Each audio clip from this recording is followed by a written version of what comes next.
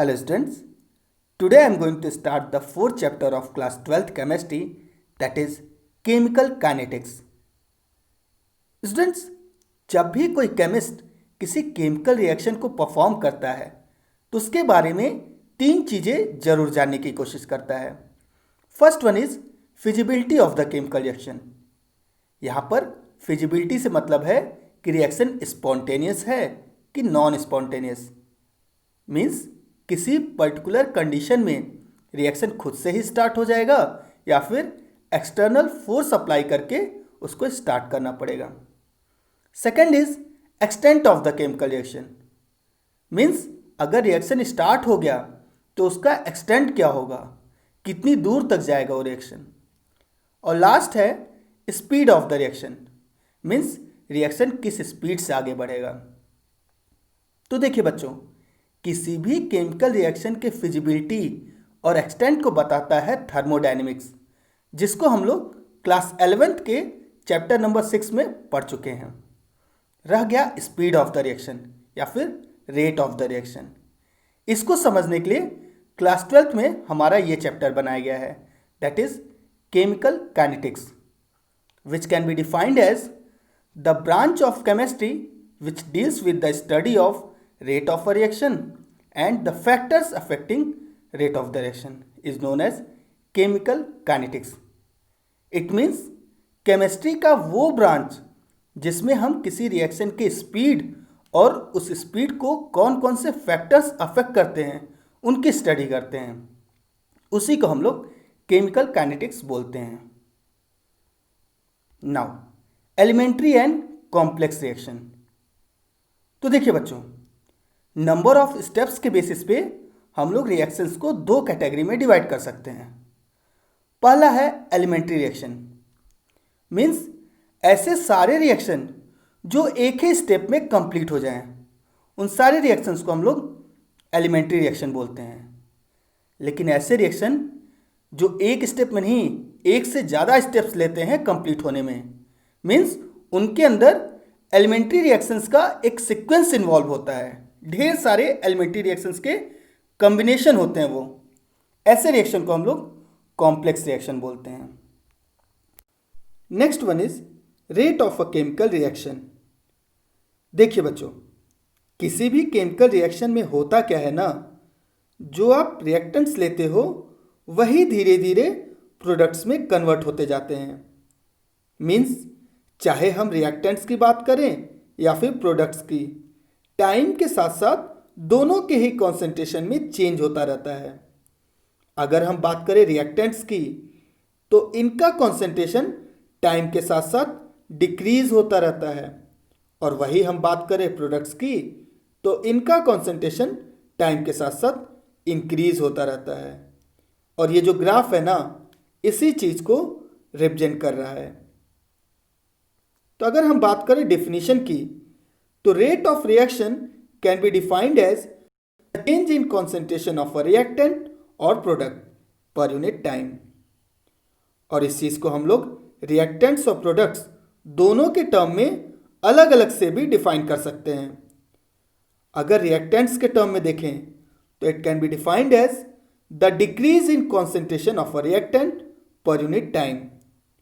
और वही बात करें प्रोडक्ट्स के टर्म में तो it can be defined as the increase in concentration of a product per unit time. तो चलिए इन सब डेफिनेशंस को मैथमेटिकल फॉर्म में लिखते हैं. So consider a reaction that is R2P. यहां पर R रिएक्टेंट को रिप्रेजेंट कर रहा है और P प्रोडक्ट को. तो मान लीजिए किसी पर्टिकुलर टाइम T1 पर रिएक्टेंट का कॉन्सेंट्रेशन रहा होगा R1 और प्रोडक्ट का कॉन्सेंट्रेशन रहा होगा P1. लेकिन जैसे ही टाइम T1 से चेंज होकर T2 हो गया तो रिएक्टेंट और प्रोडक्ट दोनों का ही कॉन्सेंट्रेशन चेंज हो जाएगा. तो मान लीजिए T2 टाइम पर रिएक्टेंट का कॉन्सेंट्रेशन हो गया R2 और प्रोडक्ट का कॉन्सेंट्रेशन चेंज होकर हो गया P2. तो हम लोग लिख सकते हैं कि change in concentration of R that is delta R equal to R2 minus R1. Change in concentration of P that is delta P equal to P2 minus P1। Similarly change in time that is time taken delta T equal to T2 minus T1। और इन सब data का use करके अगर हम लोग rate of reaction को reactant के term में लिखें तो हम लोग लिख सकते हैं कि rate of reaction equal to decrease in concentration of R upon time taken. लेकिन बच्चों यहाँ पर एक बात ध्यान में रखिएगा, जब भी हम लोग रेट ऑफ रिएक्शन को रिएक्टेंट के टर्म में लिखेंगे तो हम लोग उसके पहले माइनस साइन जरूर लगाएंगे। ये माइनस साइन उसी डिक्रीज को रिप्रेजेंट करता है। जैसे मान लीजिए इनिशियली किसी रिएक्टेंट का कॉन्सेंट्रेशन था 100 मोल पर लीटर और 10 मिनट बाद ये डिक्रीज होकर हो गया 50 मोल पर लीटर। तो यहाँ से decrease in concentration of R हो जाएगा 50 माइनस 100 दैट इज माइनस 50 मोल पर लीटर और टाइम टेकन हो जाएगा 10 मिनट। तो इन सब डाटा का यूज़ करके जब हम लोग रेट ऑफ रिएक्शन को कैलकुलेट करेंगे तो हमें मिलेगा minus 50 upon 10 that is minus 5। लेकिन ये बताइए, क्या कभी किसी भी चीज़ का स्पीड निगेटिव हो सकता है क्या?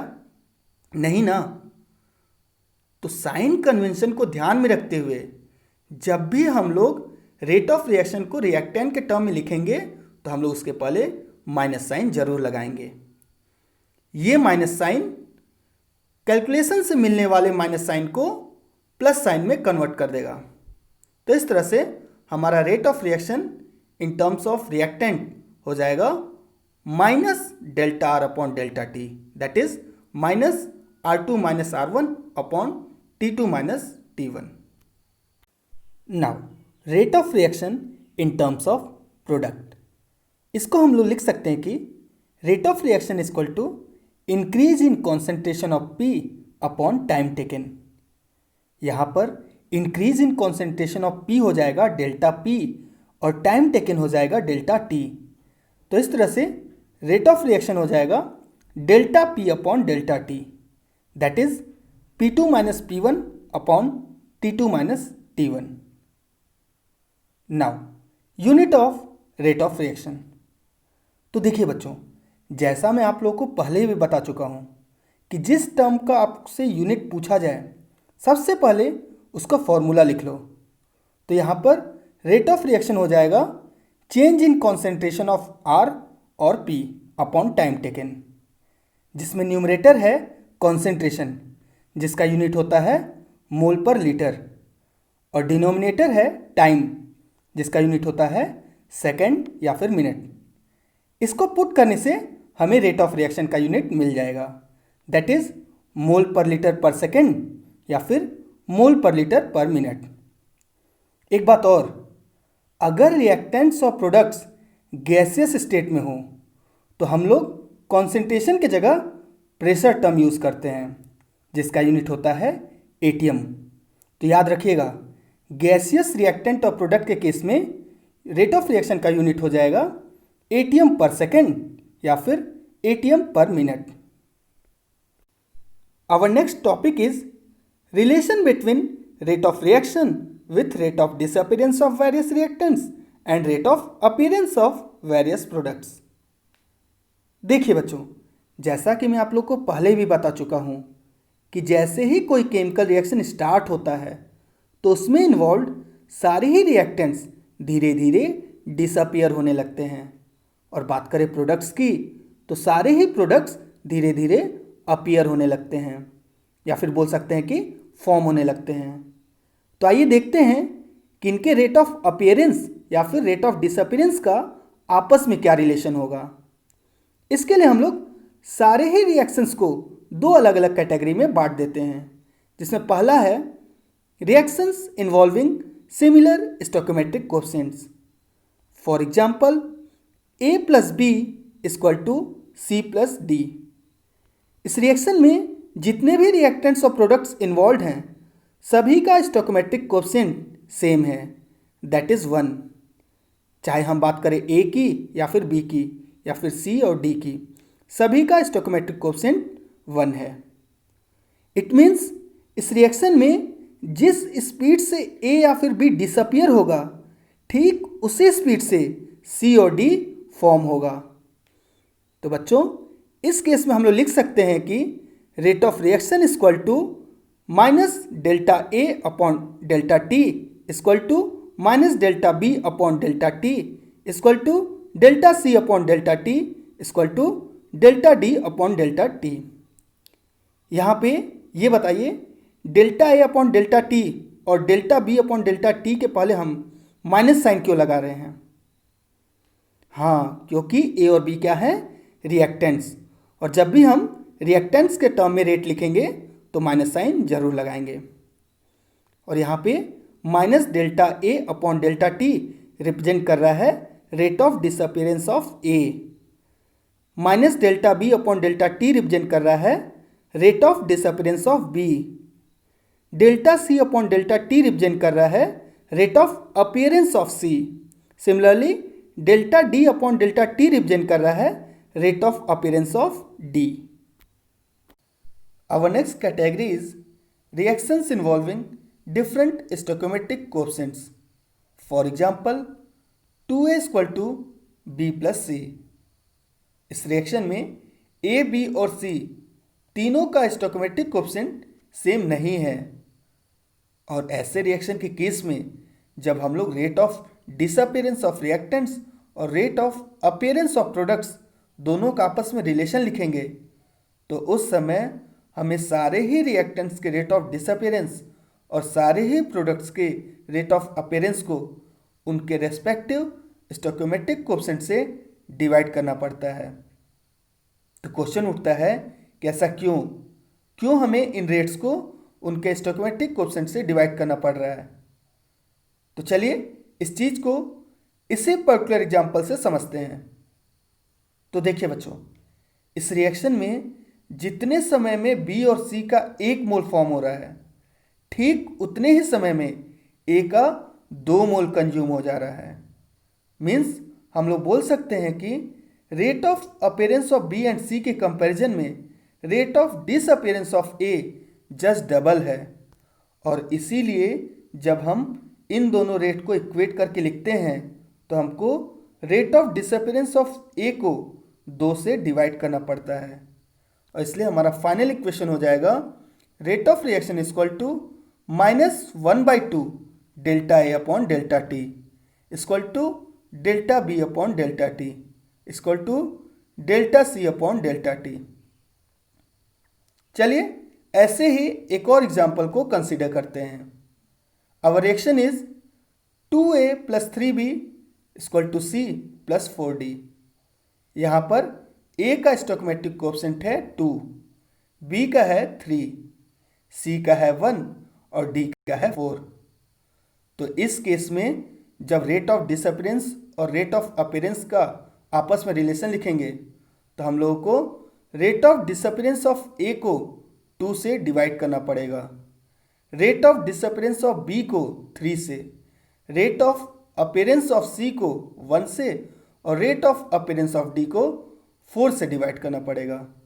तो हमारा फाइनल इक्वेशन कुछ ऐसा हो जाएगा, rate of reaction equal to -1/2 delta A upon delta T equal to -1/3 delta B upon delta T equal to delta C upon delta T equal to 1/4 delta D upon delta T.